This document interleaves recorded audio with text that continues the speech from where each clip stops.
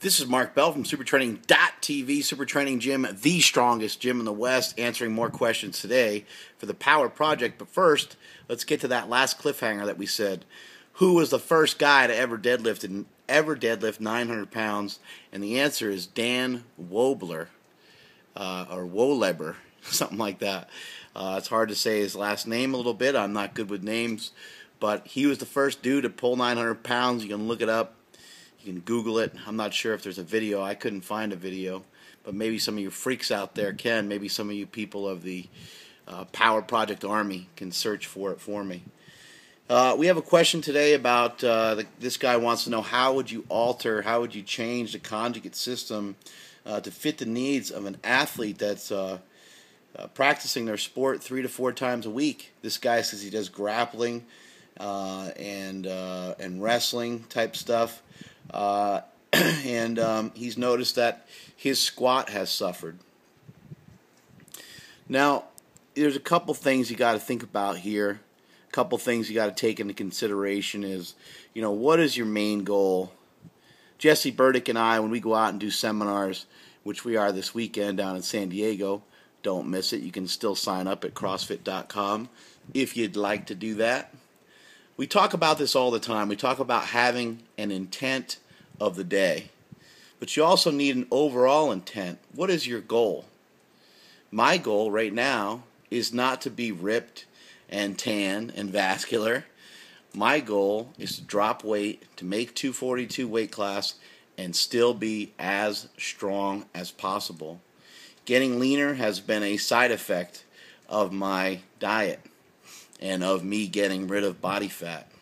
But I'm not really all obsessed with being all ripped up and everything like that. Otherwise, I wouldn't have this lovely double chin. I would probably be doing a little bit of cardio and things like that, but I really haven't implemented anything like that. But anyway, we're not here to talk about my favorite subject, myself. We're here to talk about you. So let's clear some things up. Let's figure out, what is your intent? What is your goal? What are you after? You want to squat a lot of weight, or do you want to be a bad mofo with grappling? You got to make that decision. You're not going to be great at both. It's going to be very difficult. I don't want to tell you that you can't do it, because I don't like to tell anybody they can't do anything, because you can do it. However, you just have to think it out very strategically. So let's add some strategy in. Let's try to figure this out a little bit.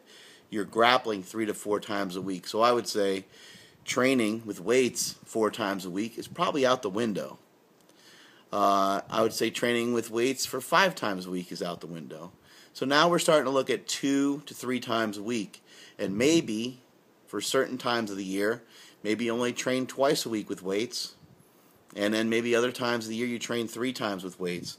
Like if you have an in-season, or you have a particular event or season or something that you want to be better at your wrestling/grappling stuff,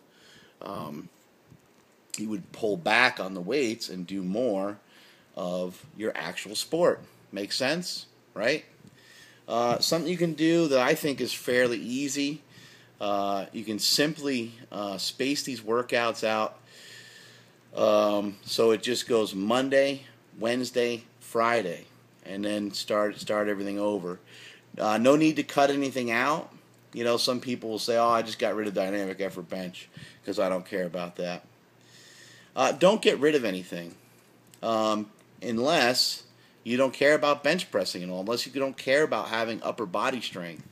If for some reason there's some sport that you're doing that requires you to be weaker in the upper body, then go ahead and cancel out an upper body exercise, an upper body day.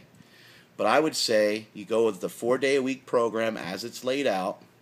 You got 2 max effort days and 2 speed days / dynamic effort days, whatever you want to call them. You have those 4 days. Spread those 4 days out over Monday, Wednesday, Friday, and then repeat. So day 1 will go on Monday. Day 2 will go on Wednesday. Day 3 will go on Friday. And day 4 will come back around on Monday again. And then Wednesday is day 1 again. You guys write some of this shit down? Because it can get a little bit confusing at times. So remember, again, what's the conjugate system? What are we trying to do with the conjugate system? We're trying to utilize special exercises to keep our strength year-round, rather than to try to do periodization type workouts, or progressive overload, rather, to do progressive overload type workouts where you're only peaking certain times a year. With the conjugate system, if done properly, you can keep your strength all the time. And that's the great benefit of it. But it can be tricky at times because you're trying to keep your strength year-round. You're trying to keep that strength all the time. And it's hard to be on top of your game all the time. But with the conjugate system, with changing exercises nearly every week, it's going to allow for that. Now for you, given the fact that you have another sport thrown in there, I always laugh and make fun of people talking about the central nervous system and people talking about being overtrained. Well, when you throw another sport into the mix, it's easier to overtrain. I'm always making fun of people for being a puss because all they do is lift.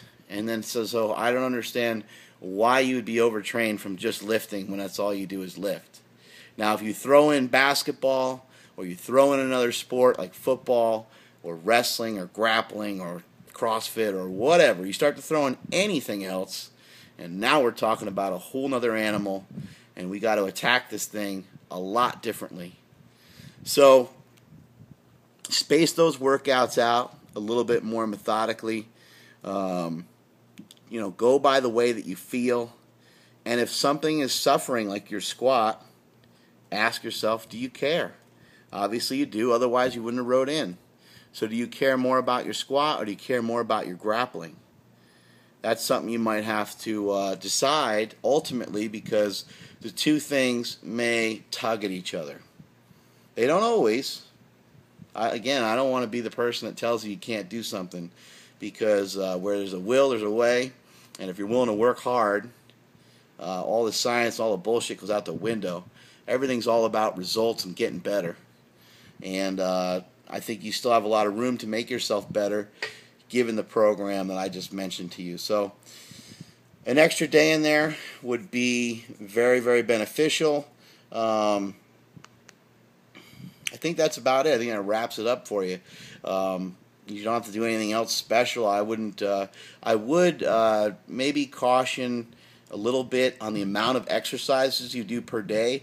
I'd only do about 3, maybe 4 powerlifting exercises, including the assistance work, per day. So a quick example of a lower body training session would be low box squat for a max single. This would be a max effort day. Low box squat for a max single. Lighten the load up a little bit. Lighten the load up by about, cut the weight down by about 30 or 40%, and do an all-out rep, just as many reps as you can with that given weight. Also onto the low box. So there's 2 exercises. The next thing you would do from there is you'd pull the sled.